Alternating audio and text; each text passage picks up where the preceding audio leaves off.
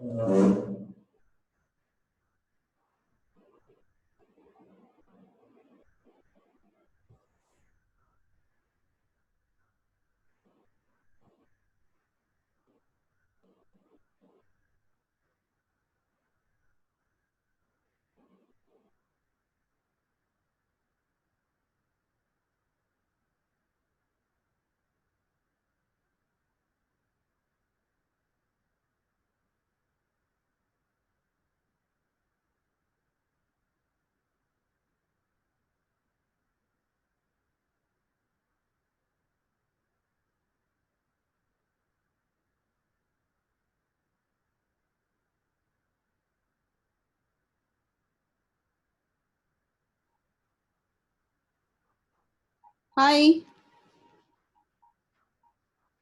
Hi Anuja, how are you doing? I'm good. I'm good. How are you?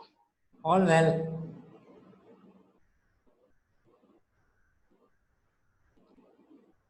Anuja, you want to, no, the presentation is being run by Zara, right?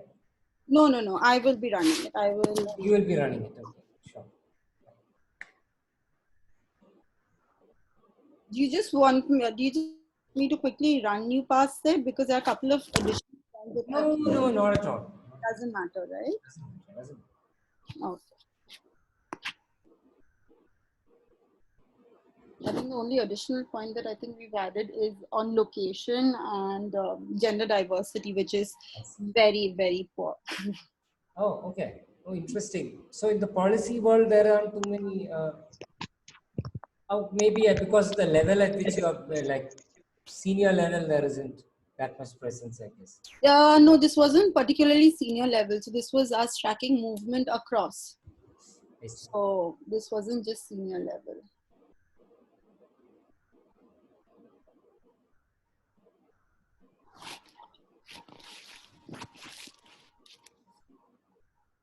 Let me just try.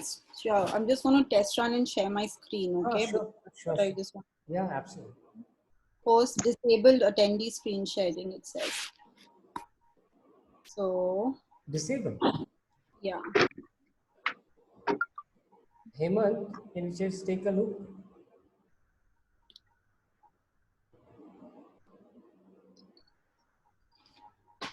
When you press the green button, what comes?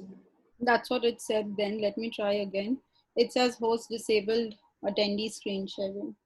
Okay, let me do one thing, Anuja. Let me make you the host Okay. on Am your I the end. only one who is presenting, who Make has a. you the co-host. Yeah, you're the only one who's presenting. So I made you the co-host. Why don't you just check now? Okay. Yeah, now I can share. And now you can. Oh, okay. Then there must be something. Second. Anyway, so then problem solved. Yeah, yeah, good. This is great. Okay. This is, it was on gender diversity itself. Cool. All Super. right. I'm just going to. Done. I'm just going to stop sharing. Okay. Yeah, that works then.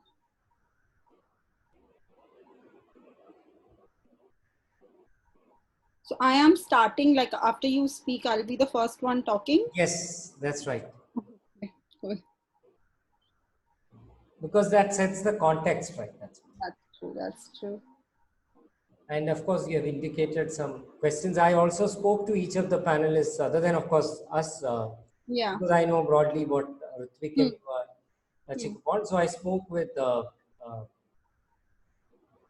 Varun Varun and Neha. and sorry, suddenly I blank happens.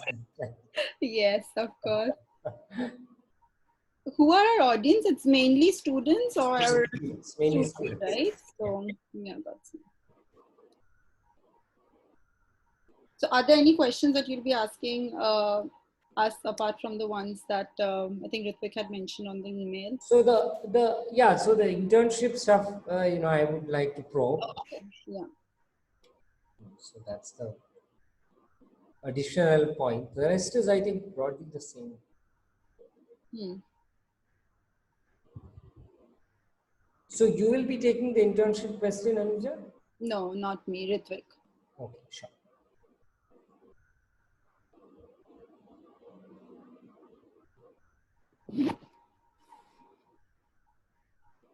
How do you get that background, by the way? So what you can do is when you click on Zoom, near the video button, right? Like there's a small arrow that stop video, there's a small arrow, right? Yeah. And when you click that arrow up, you can choose a virtual background. Do you see Okay. that option there? Yeah. Okay. So you've chosen, but you have your own. That's the thing. It's a different kind of a virtual back. I mean, it's Daksha. Our creators guy did it for me. Very nice. Yeah, you can do something like for Bahura, similarly. Ah. Yeah. Probably we should. Earlier we had a very garish green one, and this is Ah. much better.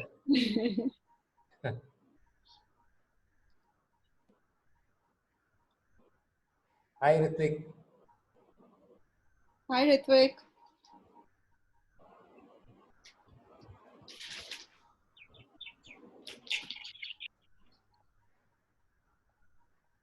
Hi. Nirant, yeah, Anuja. Hi, Ritvik. How are you? Good, good. You try the screen share and stuff. Yes, I just did. This is put it on incognito mode. So.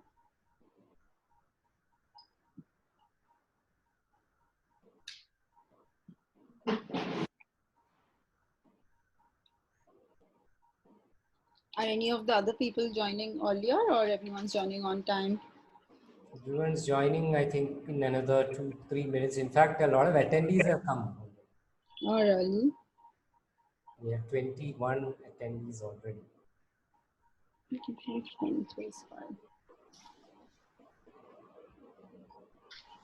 I think they're also messaging us.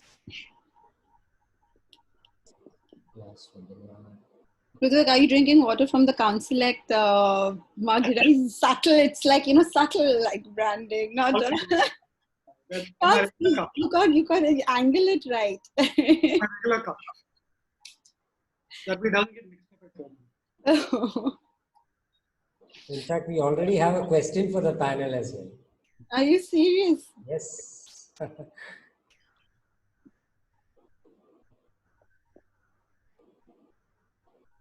So the questions we'll take in the end, I would imagine, is that the Yeah, we'll take it in the end. I mean, let's see how much time we can.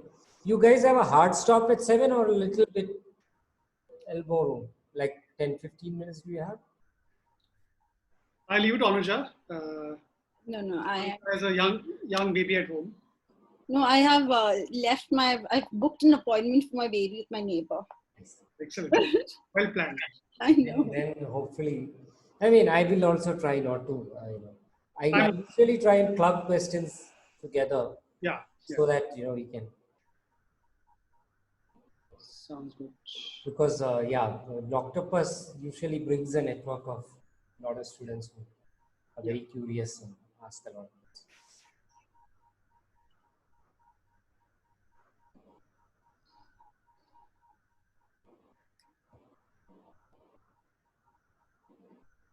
So anyway, so now this new education policy has come and quite a big, lot of interesting things. I have to sit and read it carefully over the weekend because it's the pet, sort of topic of our Vice Chancellor as well. So really, in fact, I just finished a conversation with him because he wanted to really get a full sense of what it entails. And, next week we have a lot of conversations around the policy. Oh. Yeah, big changes. Envisaged. Yeah, But legal education, they're not touching Bar Council of India, at least in the current draft. Lawyers, whether it's tax or education, nobody wants to meddle with lawyers, I guess. It's a very...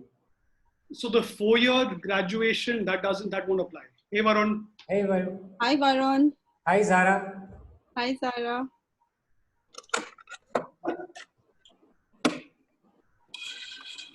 Yeah, so far they have. So Bar Council will continue as the regulatory authority on legal education, at least in this current version. Same with medical. So they've kept medical and legal out of this whole. Out of it. Okay. Hi, Neha.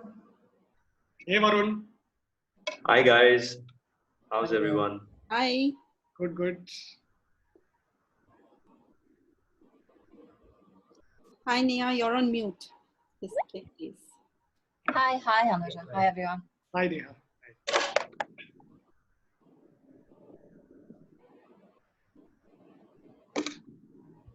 So we'll begin in 5 minutes because we already have attendees who come in. Okay, So we can begin on time. sounds good.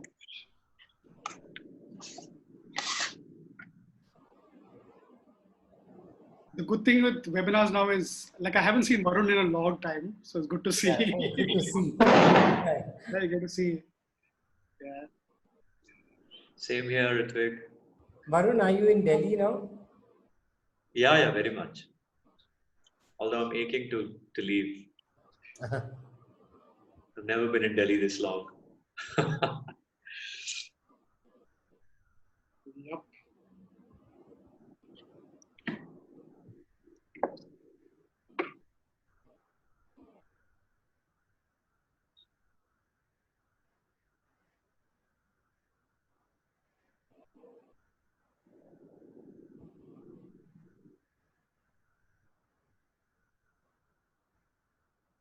So the questions are usually, it's visible to all of us, right? I Yeah, mean, yeah. When you press the Q&A tab, okay. Yeah. can you see the one that has already been posted? Yeah. I think, oh, there's a, okay, I just saw good evening and yeah, That's the chat. So when you press the chat window, yeah, there's a Q&A tab. understood. That's the one there. It says no open questions. Only hosts and panelists can see the questions. You are a panelist, Varun. How is it that you can't see? No worries, otherwise you can let us know. Yeah, I will let you know. Oh, okay. Maybe because Anuja is a co-host with me, she's presenting something. Ah, that's why. Then maybe panelists cannot see the. Okay. I will anyway go through the questions and. I like your background, Anand. Oh, yeah. This is done by our in-house, designer. Ah, Sort of like that's why I was telling Anuja earlier. We had a garish green, sort of thing, and now this new one is a lot more subtle.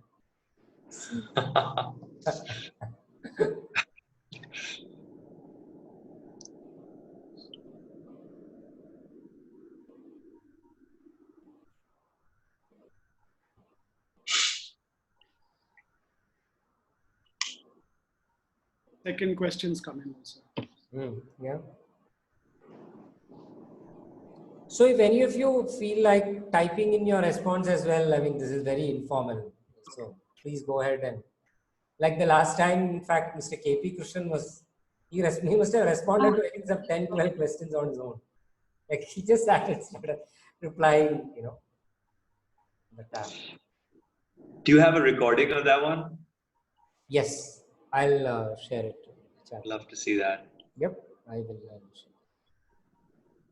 Yeah, very, very interesting Yes. conversation. Love the way he kind of set the context, right? He Yeah. went out and then.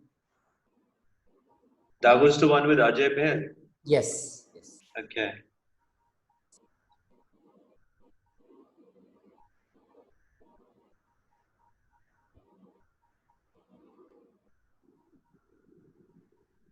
I'm just sharing it in the chat window so that everyone can just check it.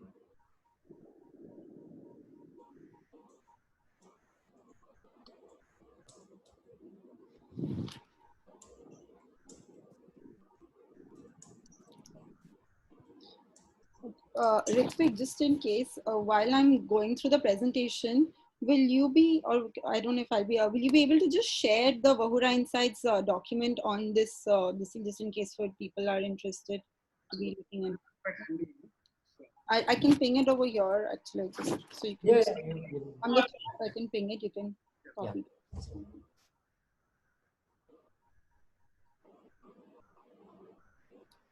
Zoom is so much better than everything that, besides all this Chinese stuff and all that, the platform is really much better than everything that we have used. Like we did a Much user friendly, I guess. Yeah, and also device interoperable. Like one big issue with Google Meet is a lot of devices it doesn't work well on. Like iPad, for instance, there was like we had a board meeting and it was really difficult for some people on their iPad to. True. That I think it basically depends on whether you're using an app or a browser-based conferencing system. Yeah. Browser-based, there are always going to be issues. shall we begin? Or maybe give it a minute more.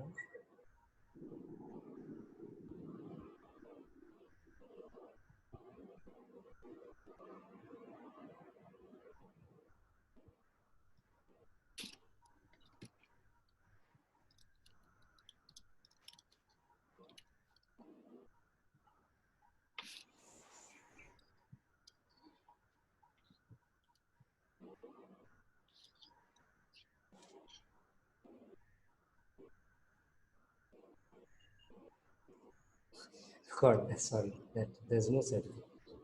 There's no certificate for this event for all attendees who are here.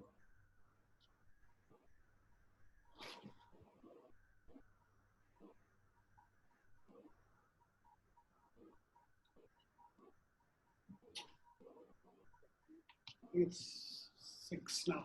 No, Yeah. please do. No, now I'm also. Yeah, let's begin. Good evening, everyone, and a warm welcome to this edition of Daksha Dialogues. I'm Anand Padmanabhan, Dean at Daksha Fellowship, and it's my delight to invite you all to this discussion on emerging careers in policy and law. This is a highly relevant topic for all law students and legal professionals.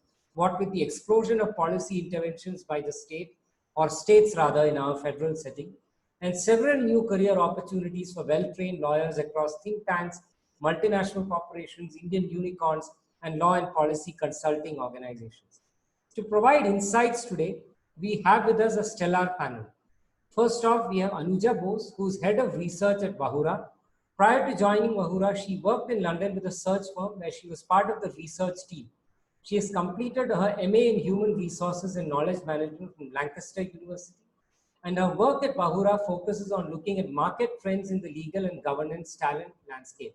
She is also part of the executive search team, whereby she assists in the general counsel, head of public policy, and other searches undertaken by Vahura. Neha Chowdhury heads the policy practice at Ikigai Law, a technology and innovation focused law and policy firm.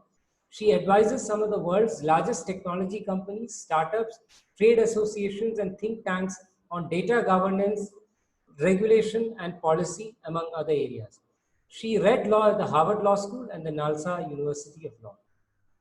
Varun Jain is a seasoned corporate, government, and public affairs professional with an expertise in advancing business interests before multiple and diverse stakeholders. For over 5 years now, he has been working closely with in-house counsel on various legal and compliance matters, making him adept at handling legal affairs independently.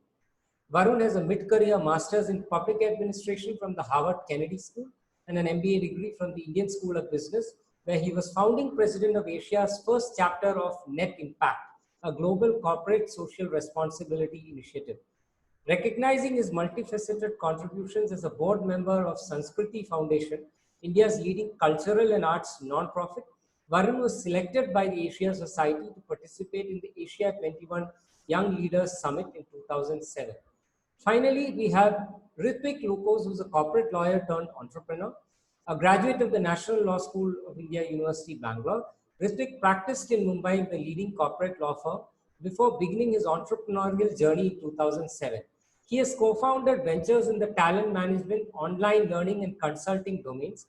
Ritwik has since exited his other ventures to now co-lead Vahura and Counseling. Before we begin this session, may I remind all of you that all participants in this session are on mute, but you can post your questions and queries in the Q&A tab and we'll take them up at the end of the session. Finally, a word of appreciation to Loctopus for partnering with us for this edition of Daksha Dialogues. So with that, Anuja, if I could begin with you, just around a month and a half ago, you've done a very comprehensive study on various possibilities, career opportunities in the public policy space, and a more broad landscape analysis and mapping.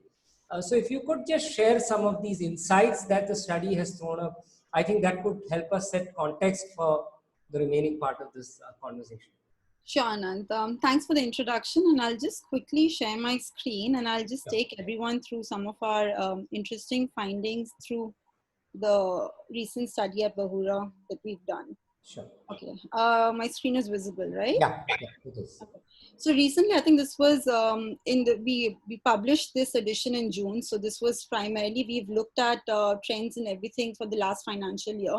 So personally, as in professionally in Vahura, we have basically seen a lot of movements and basically a demand, increasing demand for public policy professionals, right? Therefore, this particular edition for Vahura Insights, we decided to focus on understanding the reason and the evolved nature of the public policy department overall. For this purpose, we've basically interviewed, we have surveyed professionals across. So it is a multidimensional study that we've conducted. So we have reached out to general counsels who have public policy as their portfolio. We have reached out to head of public policy professionals and also former CEOs, right, who could give us a perspective on what their understanding of public policy departments and corporates is today.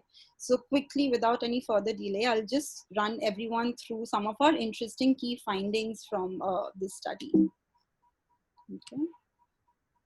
So the first one being 37% of the head of public policy professionals have spent between 0 to 5 years in another function prior to joining the public policy department. This is quite interesting because again, just for the students who are watching it, these are basically your future bosses, right? Typically today, if you look at the policy professional, not everyone comes with a degree in policy field, right? So typically the senior folks themselves, they come from various backgrounds, starting from science, engineering. We see a lot of people from operational background. Marketing and sales was a common one, and journalism, right? Legal background was roughly about 16%, right? So it's not very common, but that is not something that was dismissed completely. So it was quite interesting to see that. Next one, 31% of the survey takers had completed specialized courses in this field. This was particularly interesting because again, as I mentioned, our target audience over here were basically head of public policy professionals. So the fact that they have taken out time and kind of invested time taking up special courses, right, in policy domain is quite interesting to see, right, because they don't come from that sort of a background. But again, today, this becoming a more and more professionalized in a certain way, I guess this is something which is interesting to see. The third one over here is 56% of the survey takers said that identifying suitable talent due to lack of professional degree is one of the top challenges faced by them. This is again quite interesting because today when you look at when we were interacting with the head of public policy professionals, everyone, they are really facing a challenge in where to hire talent from, right? So today, I think the way organizations go about hiring freshers to junior level professionals would be think tank. Think tank is a great place for poaching. Another one which we understand is basically the trade bodies, right? So be it the CII, the FICCIs, the other organizations, Chamber of Commerce. So a lot of professionals are basically picked up from there when they've got like 2-3 years of experience over there. So then they're poached by organizations. So this was interesting to see. Again, this is something which will be changing in coming times, right? Because as we see more and more, like Daksha, for instance, is an institution which is providing specialized subject matter expertise training in this field, right? So this definitely will be changing in time. The next one, 95% of the GCs who are currently managing policy profiles cited that the demand for public policy professionals will increase this financial year. This was again interesting because today, as we see, legal and policy are basically very closely linked, right? So a lot of general counsels today are responsible for managing public policy portfolios as well. So they have people in their team, they themselves are managing. So then we kind of see that demand also according to general counsels, as mentioned on the survey, we found out that will increase. 83% of the policy professionals stated that they work closest with the legal team, followed by compliance and PR departments. So this, again, the point that I mentioned earlier, right? So today, legal, we were basically trying to identify as a policy team, right? So who are your key internal stakeholders? 83% of the people who are taking the survey mentioned that basically legal is the team that they work the closest with, followed by compliance and public policy and PR department.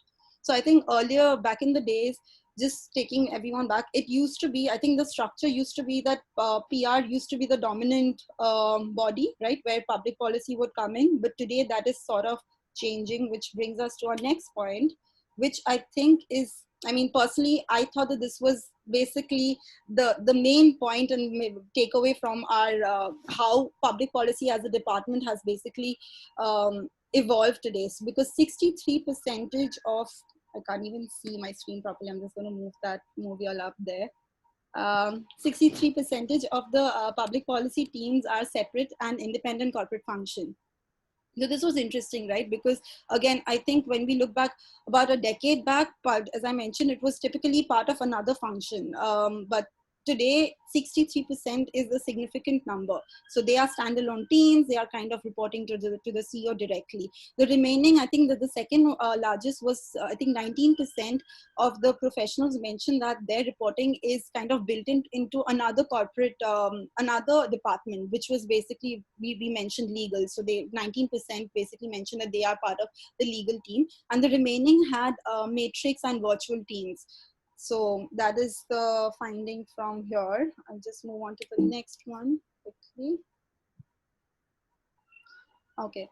Following what the top three challenges, following what the top three team objectives identified. So we kind of tried to identify today as head of public policy, what is the main agenda, right? What is that they are running with as a team objective?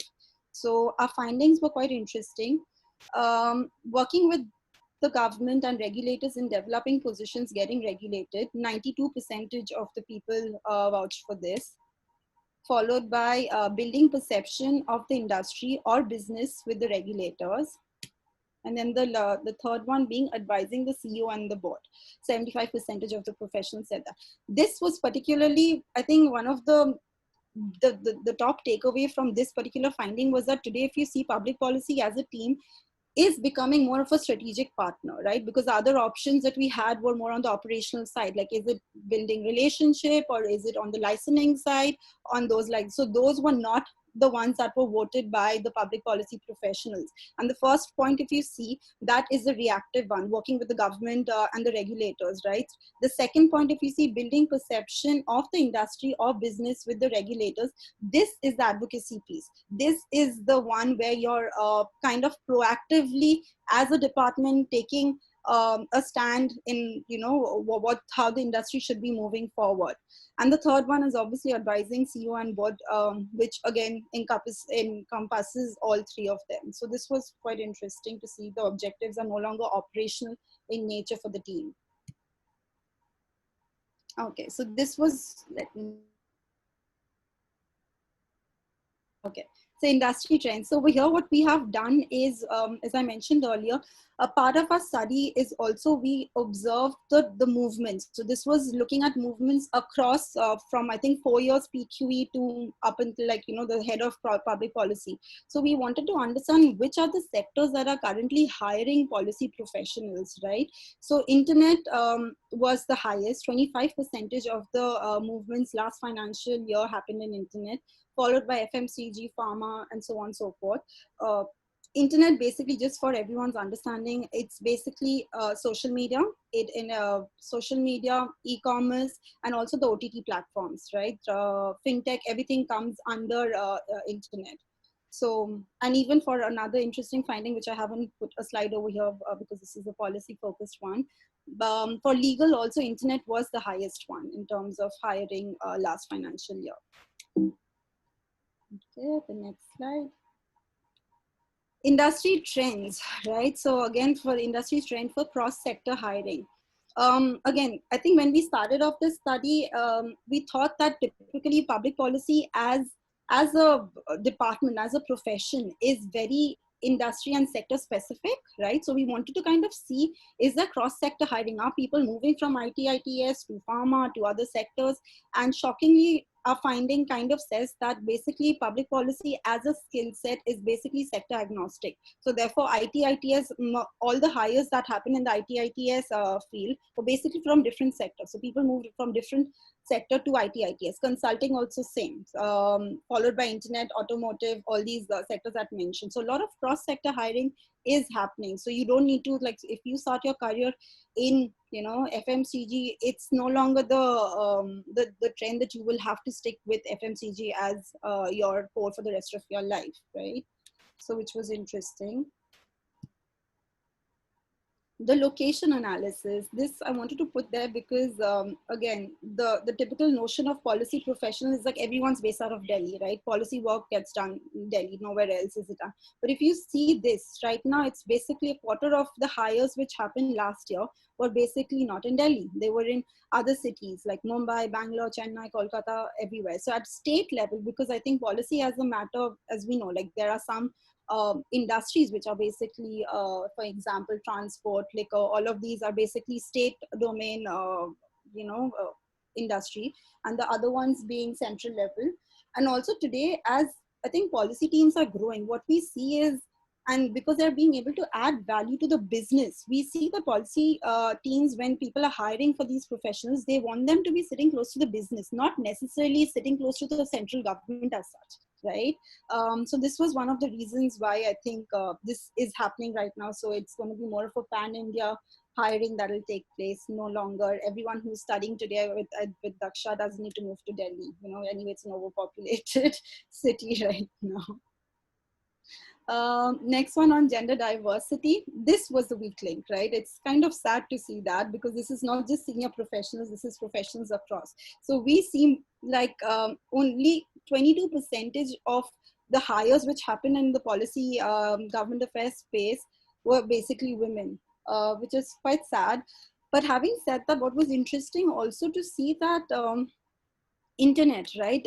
Internet hired a lot of senior policy professionals who were women, which is, again, I thought that was pretty good, because typically I think IT/ITS, internet, these are the sectors are thought to be like male dominant sectors. So it was interesting to see a lot of women are kind of entering this field when it comes to this.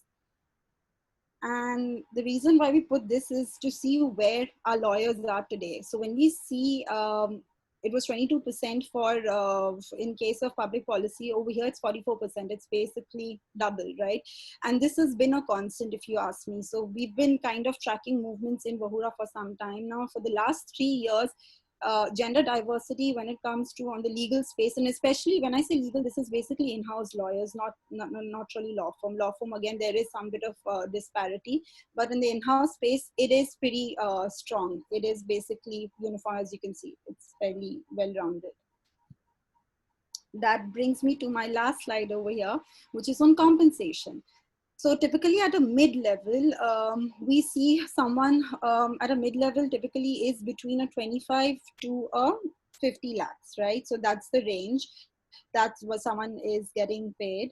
When it comes to a senior level, so when I say senior level, it could be someone who is probably head of policy, could be someone who is just at a senior level, will be between a 50 to a 75, right? So this could be either first or second, and basically senior professions within the organization. But C-level, right? This is basis the grade. So this person, like people in this category who are basically, I think, being able to contribute at a strategic level, and it is like important for organizations to be doing those hires. So they are able, their kind of top dollars are being, paid to public policy professionals. So therefore it ranges from a 75, it goes up to 1.5, and then ESOPs and everything, it's a different story altogether sometimes. So yeah, in short, I just wanted to quickly, these were the main takeaways from the Vahura Insights edition. For a detailed one, I think we can just copy paste the link. Someone wants to go through it, we can do that. Yeah. I'll just stop sharing my screen now, and yeah. Thank you very much, Anuja. I mean, this is a pretty comprehensive review of a lot of things that are happening. But I think the most critical insights I would sort of reiterate for now, for this part of the discussion, is the fact that clearly there are going to be more hires, and that is quite reassuring to see. And of course, the fact that, there is a gender imbalance. I think that's a very serious issue, and I think we will have to probe that as to why there is that issue, right? In terms of, there is clearly a government relations angle to a lot of the work that public policy professionals do, and perhaps that's a reason. So, and of course, the third important thing is the sectoral analysis that you've done, and it's good to see that internet, FMCG, and pharma qualify as the three most in-demand sectors for public policy professionals. And it's good to see both Neha and Varun here. I mean, each of them respectively have a lot of experience dealing with public policy issues in the technology sector and the pharma sector respectively. So Neha, if I may just turn to you to set this conversation rolling. I mean, a lot of the questions around why this demand, suddenly, right, for public policy professionals, I think revolve around the pressure points that the industry or the sector are facing, right? And that then leads to these demands. So speaking from the technology and internet space, what are the pressure points that you have seen?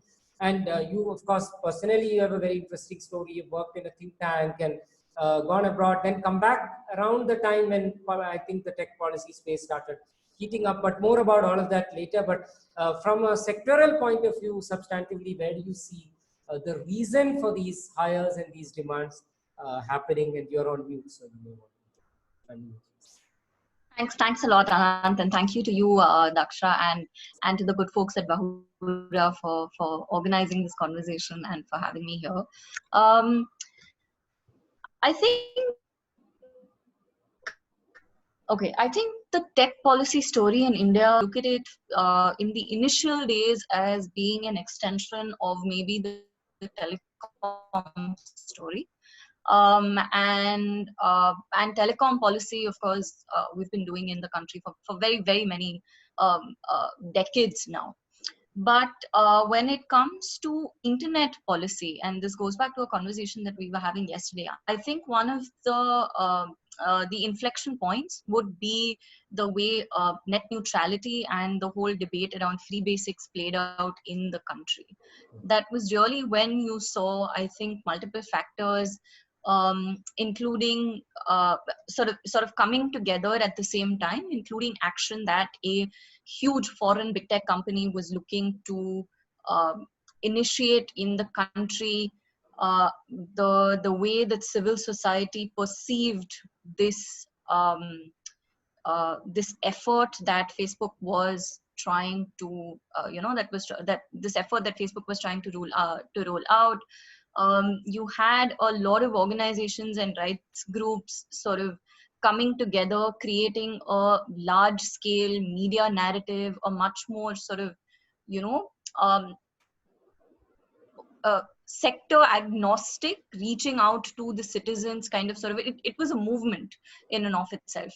And I think that's really, in recent memory, that seems to be one of the most stark events that stands out to me, which then underscored the importance of having people dedicatedly work on public policy issues, whether it's reactive or whether it's proactive, and whether on the strategic bucket or the advocacy bucket, like Anuja was talking about before as well.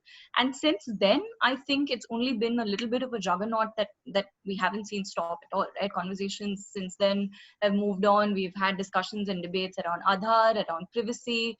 We're now talking about regulating, content online, free speech, antitrust issues, digital taxation. So I think since then, it's been one after another.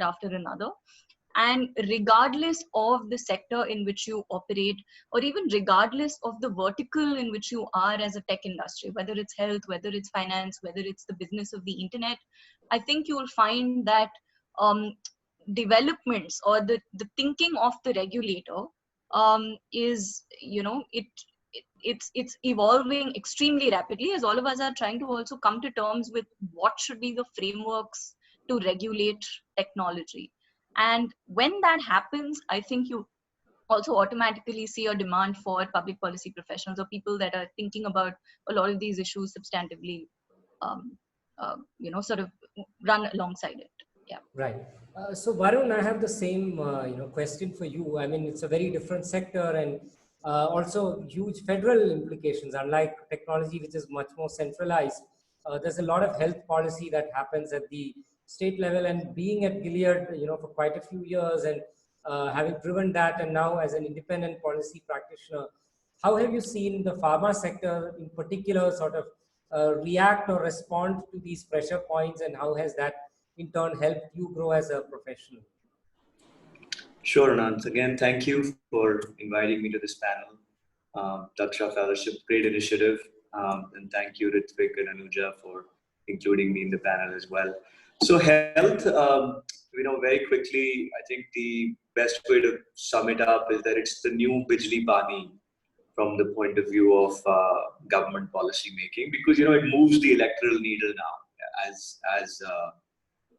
physical infrastructure did in the past. But I think security nets and healthcare delivery have kind of moved up the value chain in the voter's mind with respect to what they're consciously demanding from the government now. So I think that prism is with which you have to look at healthcare policy making and regulation.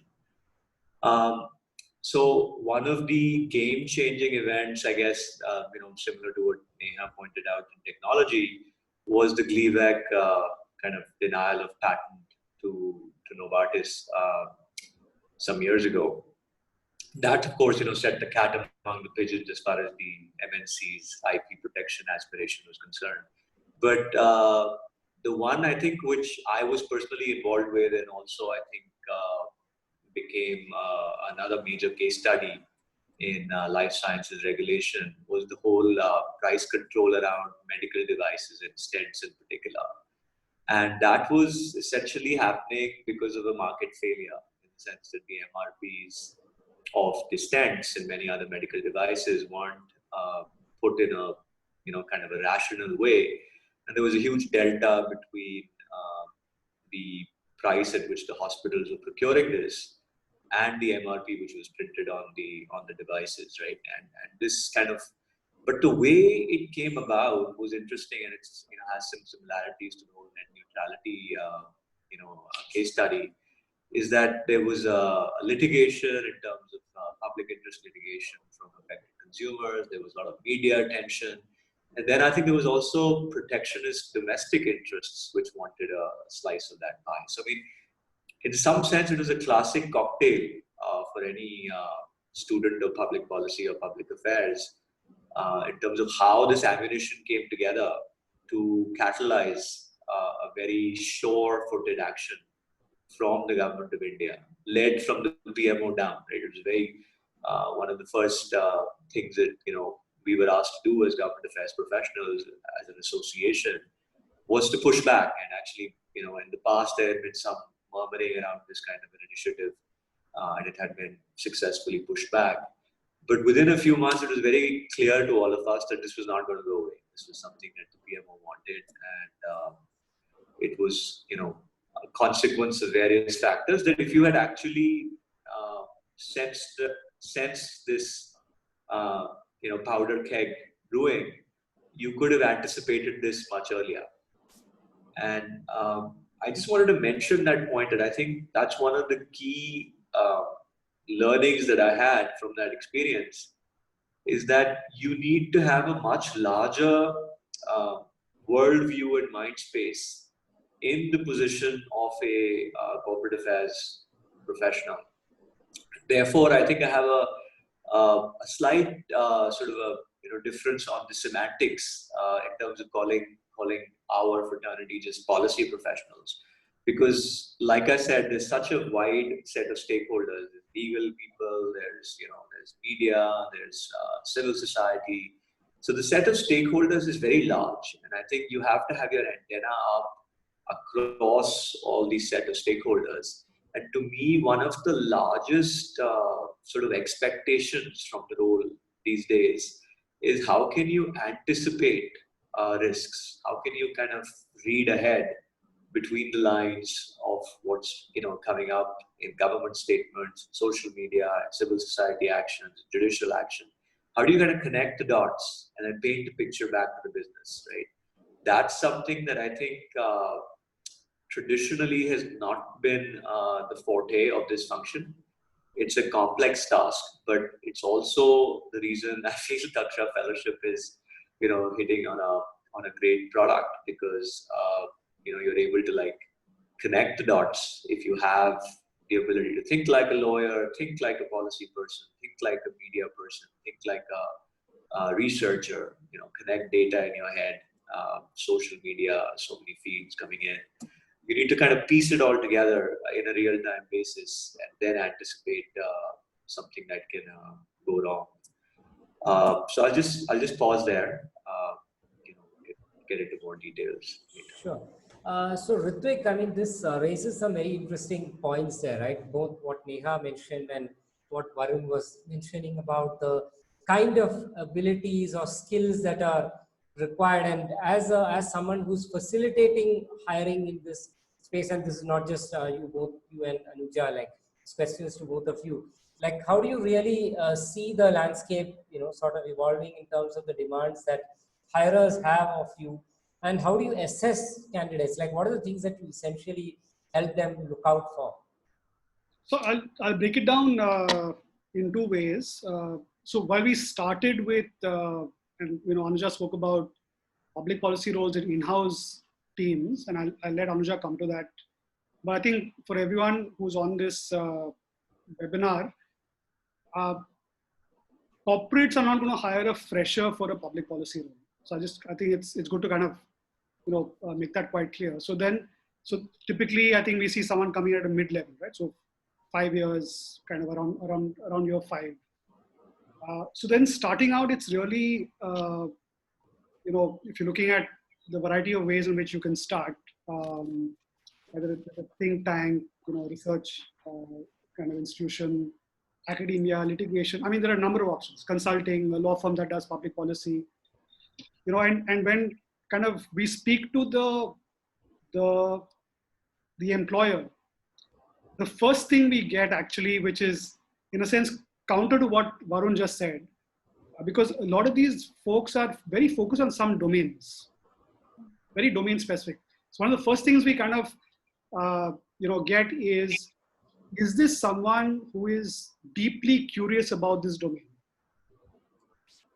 right? Like whether it's criminal justice, whether it's the internet, whether it's healthcare, is this a person who's deeply curious about this domain, and can they demonstrate that curiosity through what they've studied, through what they've written?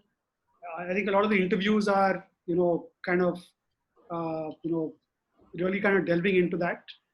And I think then alongside that, it really depends on what the score, in a sense, activities or strategy is for that organization, right? The mix between research, advocacy, campaigns, litigation, right? So each of these organizations is going to have a different mix about how they approach the space.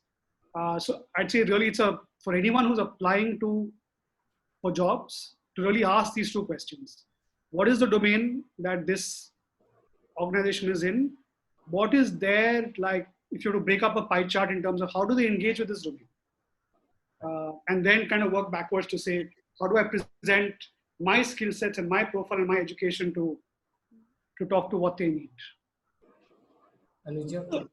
Yeah, just to add to what Ritvik is saying, it's basically today, if you see public policy itself, right? Like we spoke about, it's not just about government relationship. It's become much larger. CSR is under corporate, under public policy. Corporate communication nowadays comes under, public policy as well, right? So, and public policy obviously is something which is, government affairs and all of that is a part of it. So I think when a client is hiring, they want to kind of figure out, and business development is also another important part that public policy professionals end up doing, right? To a certain extent, like depending on the need. So I think when someone is applying for a position in any organization, you need to understand what is the priority for that organization at that point, right? Is it basically any of the ones that I made? Is it business development that they're hiring for mainly? Is the priority, more for the CSR team, or is it mainly like they need someone to be fixing, like taxation issues, or like wastage or e-wastage, like all of those relevant things. So it's important to understand that and then position yourself accordingly. And like Ritvik said, it's very important that you need to be passionate about the industry that you're kind of applying to. Like that is, I think, one of the main things. Right. So Neha, just to pick on that point, right? I mean, Ikigai is a very strange, law firm in the sense that it's a law and policy firm. It's one of the first really to get into this space, and you guys have, in a very short period of time, created a niche for yourself. And a lot of the points that Ritvik mentioned and Varun mentioned, you guys are in some sense integrating both, right? There is a deep domain curiosity, while at the same time, I'm sure a lot of your clients really want you to anticipate, because I mean, the kind of work that you guys are doing at the frontier of emerging tech and so on. So how do you sort of balance within your team this kind of mix of skill sets? And I'm sure you must be doing a lot of training for some of the younger people who you hire as well. And could you just take us through what you do? Like person A joins your team, how do you sort of handhold that individual and make him part of Team Neha or Team Ikigai? Thanks, Anand. Okay, I think everybody on the team, I think, will do in some combination one of four functions, right? Building on everything that Varun and Ritvik was saying. Like Varun was saying, connecting the dots and giving insights to your clients, anticipating what lies ahead even before it has happened, I think will be one of the most critical parts of this job, right?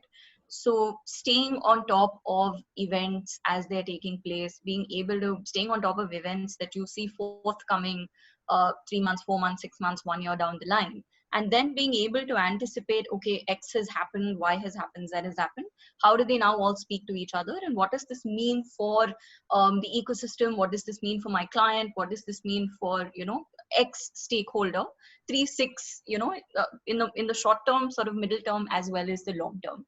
And I think that would honestly be one of the most sort of important parts of the gig, being able to provide timely insights and being able to then give advice on, and so but what are you going to do about this, right? Which is the sort of strategic layer that Anuja was also talking about earlier, which is where that there is this is a likely event that is going to take place, or alternatively an event already having taken place, like India wanting to regulate personal information, for example, or India coming out with new rules on net neutrality regulation, right? Or the Aadhaar judgment of the Indian Supreme Court.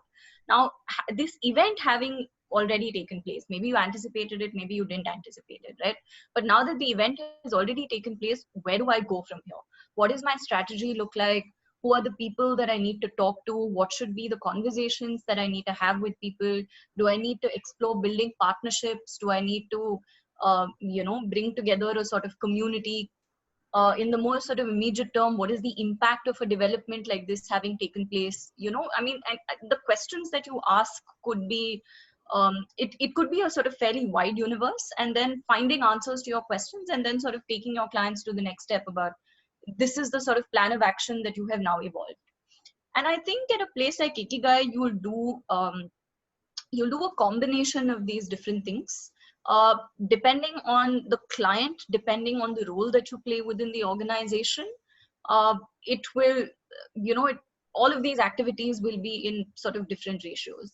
If you were coming in at a relatively junior level, if you were joining as a fresher, then like with any other organization, a huge part of the job will involve research and writing, because to be able to join the dots and to be able to make those connections, you're only going to be able to do that if you're constantly reading and if you're constantly engaging with the ideas and if you're thinking about them.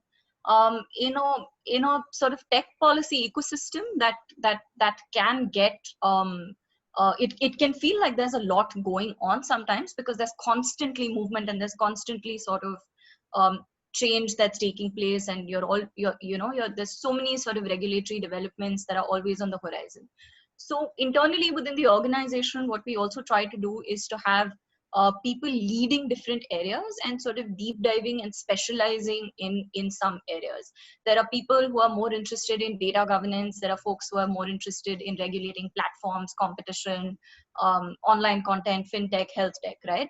So uh, again, how you arrive at these interests could again be a combination of different factors. If you're at, again, if you have joined at like a relatively junior level, then you just do everything because you need the exposure. You need to understand what else is out there before you can make up your mind about what it is that you would sort of like to focus on, or what you'd like to do.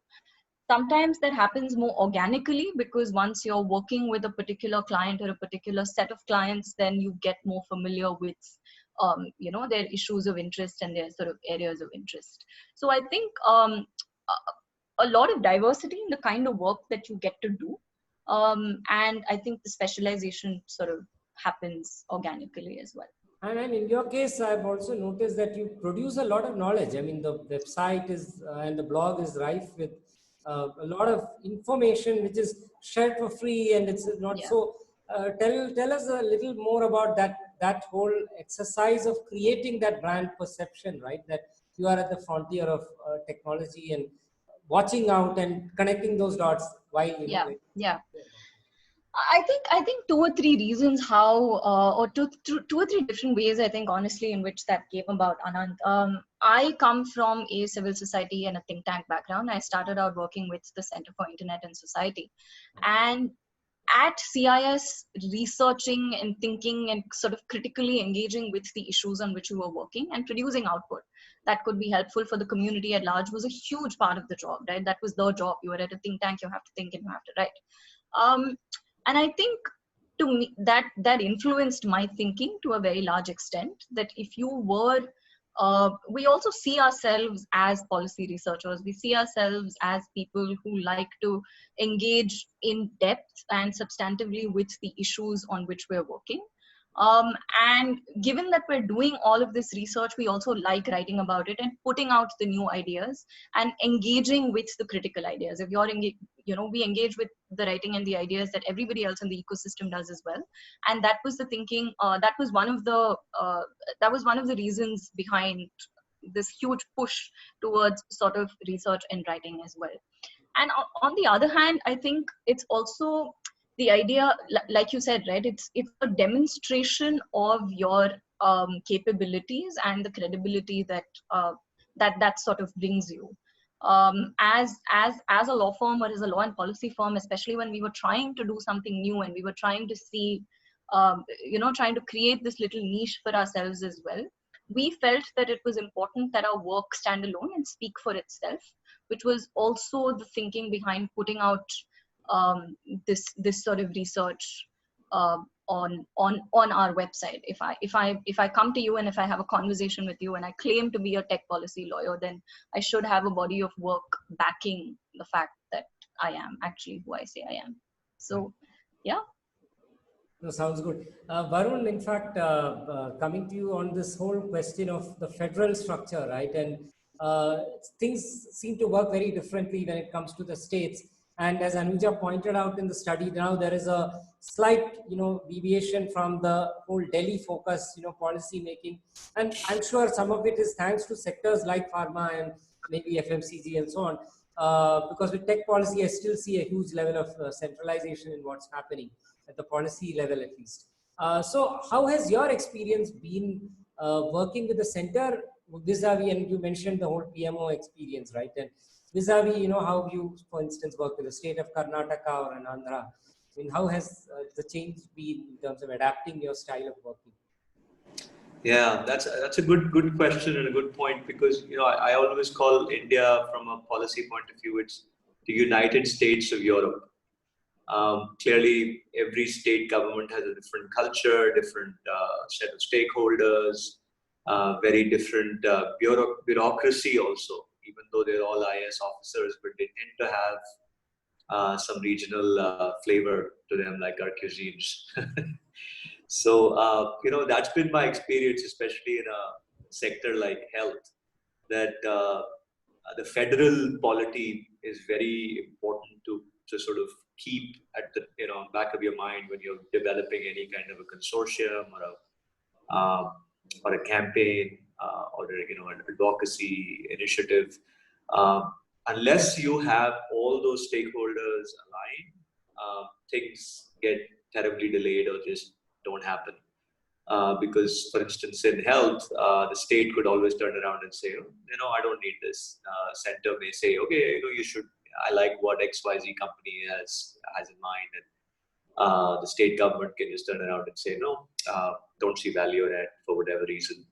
Or it could be the other way around, that the state wants to encourage it, but because there's a opposition government there or some other political reason, the center will kind of put a spanner in the works. So I think your span of stakeholders increases in the case of a federal subject, or what is referred to as a concurrent subject sometimes in our constitution.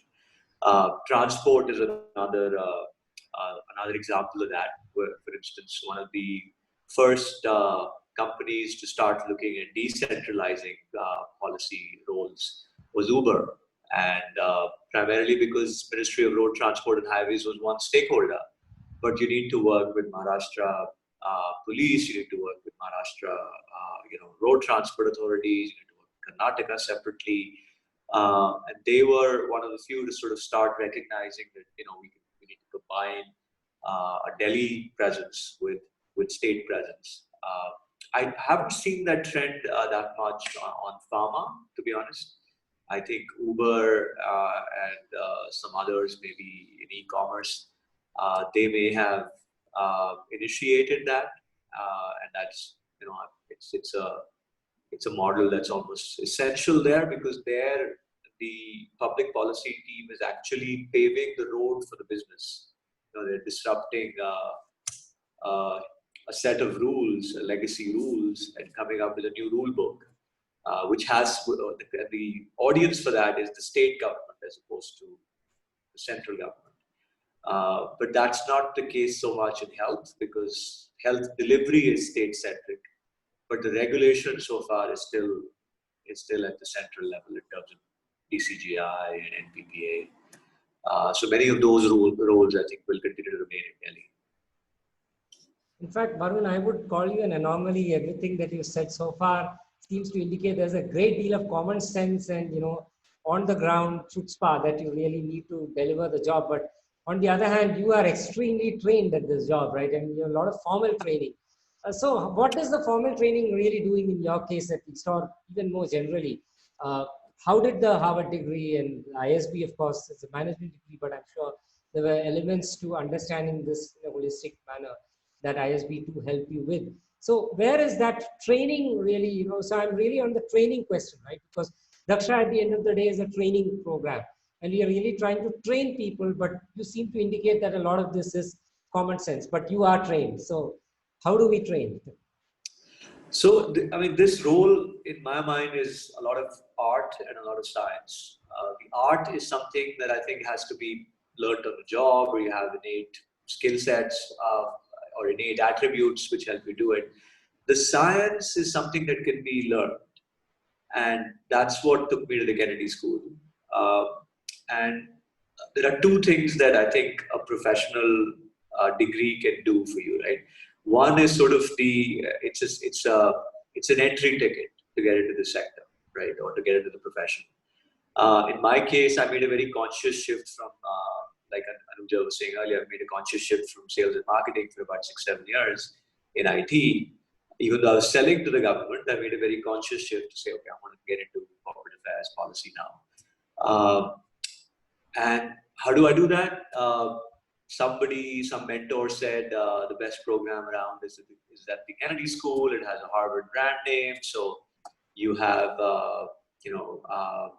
that currency that you could monetize if you were to go down that path. So for me, it was really a combination of, because I was doing this mid-career, it was really a combination of an entry ticket, and it did help. I mean, my first innings was at Honeywell for many years, and I think one of the primary reasons Honeywell took me in was because I had that Harvard training and Harvard certification, right? So clearly, products like Daksha or the Indian School of Public Policy now in Delhi, that will help in sort of taking your credentials to a future employer and saying, I'm interested. What could you do in a program like this is really, I mean, how much of that do actually use at work is debatable. It varies, like Neha was saying, in terms of the kind of work you end up doing, whether it's research, it's a very different skill set. If it's talking to a bureaucrat, it's more of negotiation, it's more of being able to persuade. And I think the point that Ritwik was mentioning about deep domain interest, the way that comes in handy is what I have noticed over the last 15 years in this function, is that you have to be very genuine about those relationships that you cultivate. And that genuineness will come if you're sincerely interested in the cause or the sector. So this kind of correlated, right? I mean, if you're not passionate about an argument you're going to be making in front of a bureaucrat or a minister or a stakeholder, then it won't hold water. And I think that's where I agree with Ritwik that it's a good litmus test from an employer's point of view that if he's not really interested in changing the nature of mobility in the country, then there's no point having him as an advocate. So that's kind of more of a sectoral choice.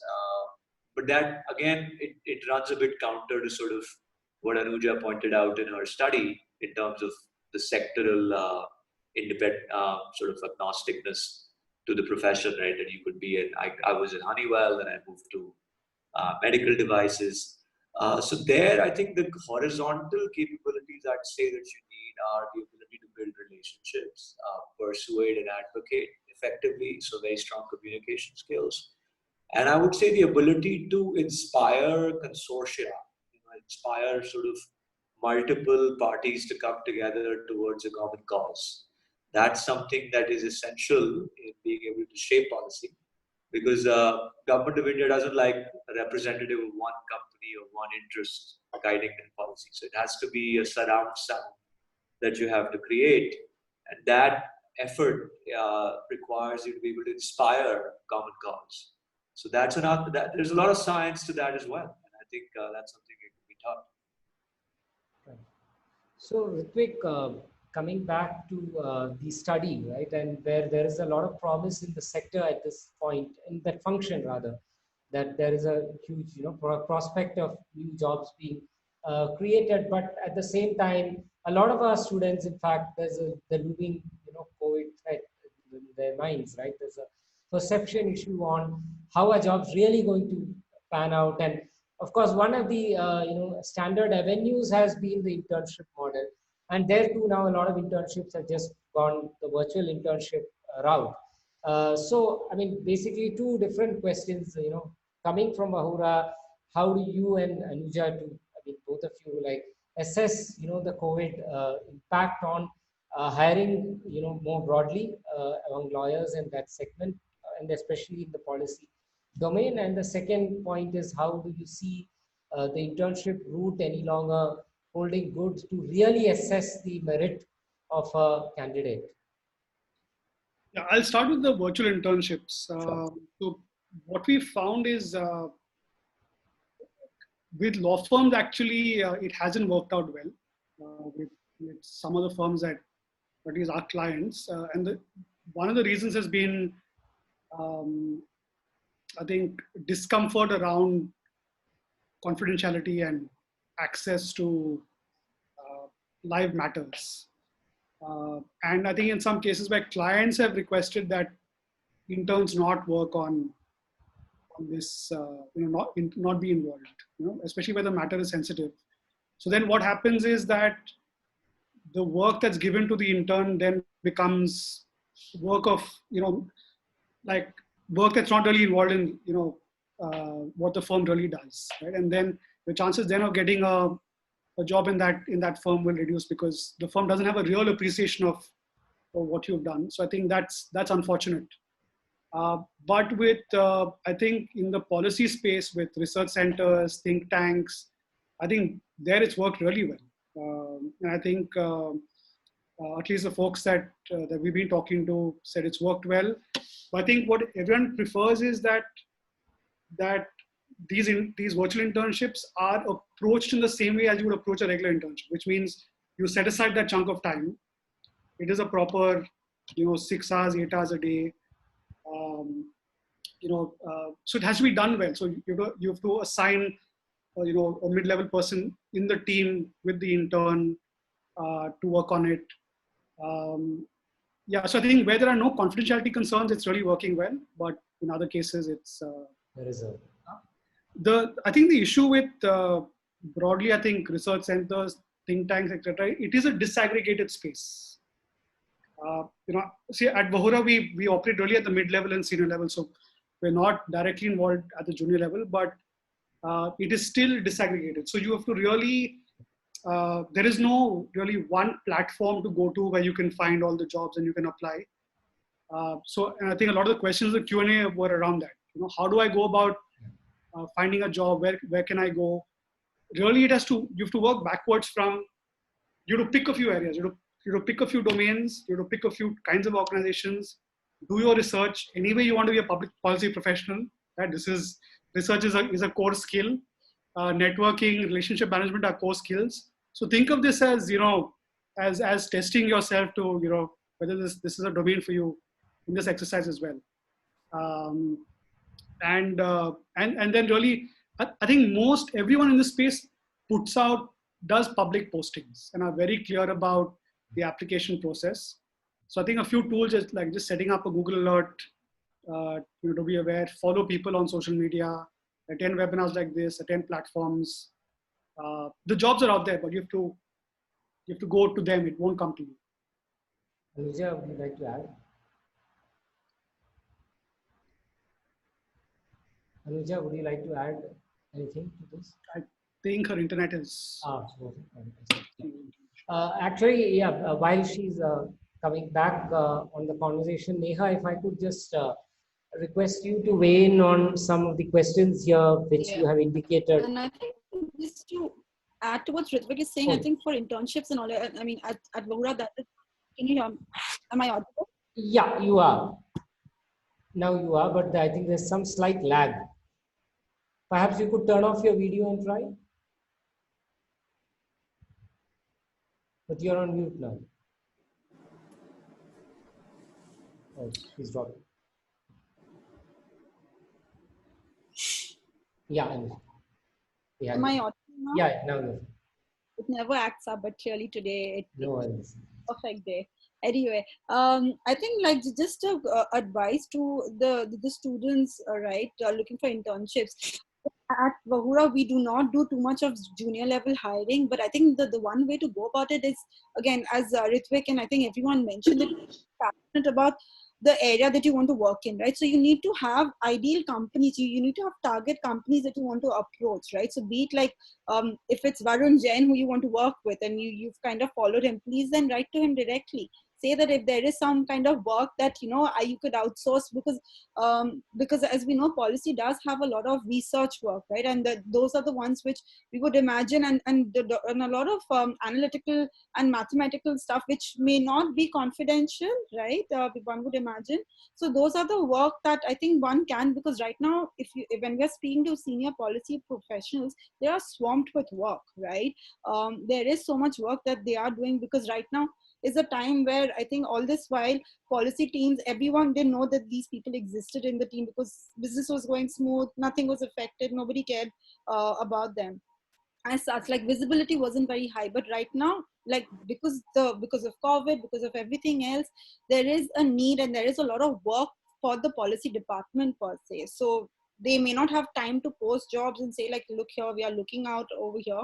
But if you target and reach out to people individually, that may be something which may work out for you. So Neha, turning to you, there's one question before. You had indicated that you would like to respond to one, but before that, there's one question which I think you are best placed to respond. What are the primary strategies used by public policy professionals to influence regulators in achieving a certain agenda of your organization? This is addressed to both you and Varun. Neha, would you like to begin? Sure, I can, but I honestly think Varun would be best placed to answer this because we don't do a lot of the regulator facing work ourselves. A lot of our work happens much more sort of behind the scenes, where we come in helping organizations strategize for sort of think through the various bouquet of options that they have in front of them, and sort of creating playbooks, I would say, for how each of these scenarios would play out. But I think yeah, and I think there's a whole range of different ways in which organizations choose to sort of engage with regulators. A lot of them prefer to do their advocacy sort of one-on-one. A lot of them do put out sort of public facing statements. A lot of the work happens through industry associations. Sometimes you build sort of partnerships with think tanks as well.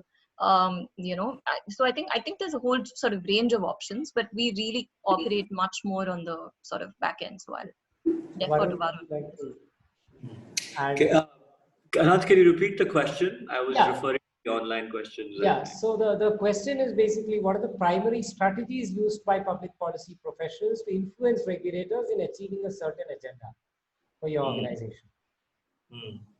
So I would say the first thing is to get a seat on the table. And I think for that, you need to have an independent relationship with the key officials there. So for instance, if you're talking about in health, DCGI and PPA, the heads of these organizations should know who the company is, they should know what the mission or the narrative of the company is. And they should know ideally you and the head of your organization, right? In terms of the person attached to this narrative. Once you've done that, I think then you need to use other levers, which, like Neha said, are basically associations. I find very potent to be able to carry your message as an industry. If your objective is aligned with the industry, which by and large it is. If it's an individual objective, then of course you have to carry more to yourself. And for that, I found white papers and kind of like, non-papers to be very useful in terms of just helping the government mobilize their own machinery of the file, unless something there's a file in the government, nothing moves, right? So to get that file moving, I think you have to do the initial heft of the thought leadership to get the ball rolling. And that is essentially, demands a lot of research and conversations ahead of tabling that white paper to align the message so that it's well received. Neha, there is a question that you had. This is the entry level in tech policy in CIS, Ikigai. How does one build the right credentials for an opportunity for an entry level in tech policy at CIS, Ikigai, Internet Freedom Foundation, etc.? There's a question. Look, I don't think this will be any different from, and maybe the folks at Vahura will have a different sort of perspective on this, but at least from where we come from, right? It's demonstrable interest for sure in the subject matter. Would definitely, it's not critical, but if there's a large sort of pool of applicants, you are considering also just how focused Ikigai law is. From a large pool of applicants, that would definitely be one of the differentiators, I would say. I would be more inclined to look at a resume that had a demonstrable interest in technology law and policy, if I was considering somebody.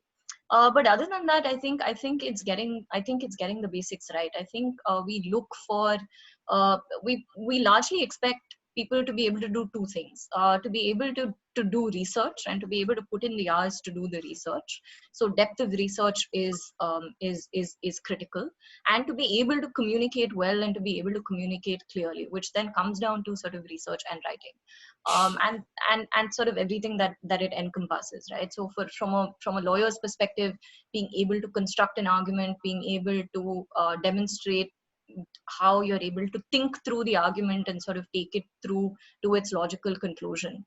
Writing is a little bit tricky, honestly, in the Indian environment, because I don't think our law schools equip us necessarily for the kind of very often business facing writing that a policy job requires. And I'm really hoping that this is one of the things that the Daksha Fellowship will be able to come in and sort of do, right? More sort of practical on the job training in terms of what is, in terms of what the industry needs and what is the gap that is, that I've personally felt having graduated from one of the law schools here. So I think that's what it comes down to. We don't, internships are great, are a great way to sort of showcase interest. Participation in extracurricular activities are a great place to showcase interest. I've been looking at some of the answers that Ritvik has also been posting on the chat, and I think I agree. Nothing, no like secret sauce or anything, just the basics of research writing, and that's about it. Yeah. You know, I mean, good that you highlighted writing, because that's something that we too have been very clear that we could focus on in our curriculum. So we have full-fledged communication lab. And the idea is that we get not lawyers, in fact, people far removed from the legal profession, like, for instance, Samanth Subramanian is a visiting faculty. And the reason is we want people like that who thought very differently about the water tank mafia or the face mask industry. Yeah. COVID, to really tell, teach our students how do you write in a simple, lucid manner, and almost really storytelling, right? And so that's the other part that we are also highlighting, the narrative or the art of storytelling. So there are some videos up on our YouTube channel. Yeah. But coming back to you, Ritvik and Anuja, I would let you guys have the final word, because you guys are really doing all the research and thinking around jobs in this particular sector. So, like a quick roundup, because we are well past time, of where do you see the opportunities in a nutshell? Of course, your study is, really capturing a lot of it. And the second thing, of course, is how would you advise students to use this time, right? Which is the time largely going to be spent at home and digital learning and all of that, to really use this time to build up the right kind of skills, for this particular kind of role and what is required. I'll start, I think, with I think it's good to look at which are the hot sectors or segments from, both kind of from a civil society perspective, like I think, for give a great example, I love the phrase of, healthcare now being Bijli Pani, so there are certain things that are now, that have reached a certain crescendo, right, in terms of attention. The other is, where is funding going also? Where is funding going sector-wise? Because that is also driving where jobs are going to be created. In a scenario now where, certain sources of funding that were not available earlier, means that some parts of this ecosystem will get more funding than others. And if that's an area that you're very interested in, that's always a good match. The other is, I think, and I think that shows also in the study. I think if you look at internet, FMCG, pharma, that shows even in the corporate world. Anuja, just any other points? Just to add to what Ritvik is saying, right? I don't have any short-term suggestions or anything of that sort, but I think one of the things that we have observed interacting with policy professionals, right? One of the skill set and mindset, which is, I think, very important, is overall relationship-driven mindset. When I say relationship, I don't really mean relationship with government professionals, right?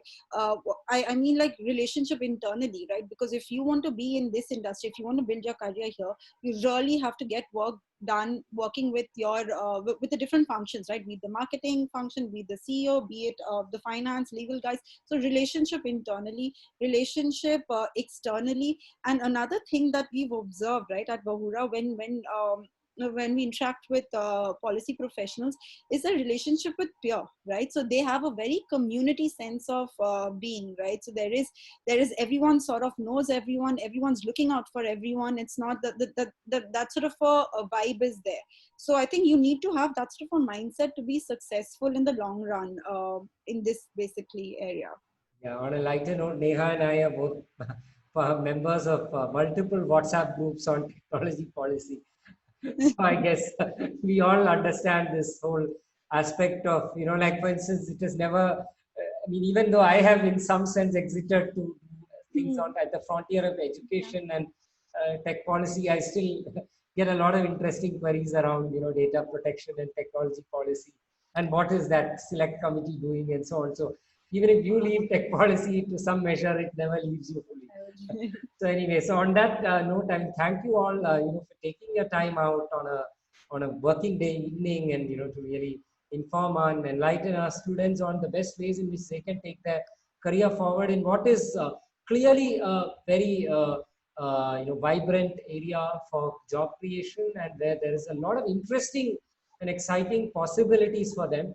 And I do hope that the Daksha Fellowship turns out to be one of those possibilities that can help them, discover the inner policy wonk them, and take their career forward and help them in that regard. For those of you interested in the program, do check us out at dakshafellowship.org. And our last date for applications for this round is in fact tomorrow, but it's a very simple form. You just need to click the apply now button and get going, and you will be done in about half an hour, or maybe at best now. So good luck to all of you students, and thank you all for taking your time out, and hope to continue this conversation as Daksha Fellowship evolves. Thank you. Thank you. Thanks everyone. everyone. Thank you. Thank you. Bye. Thank you. Bye.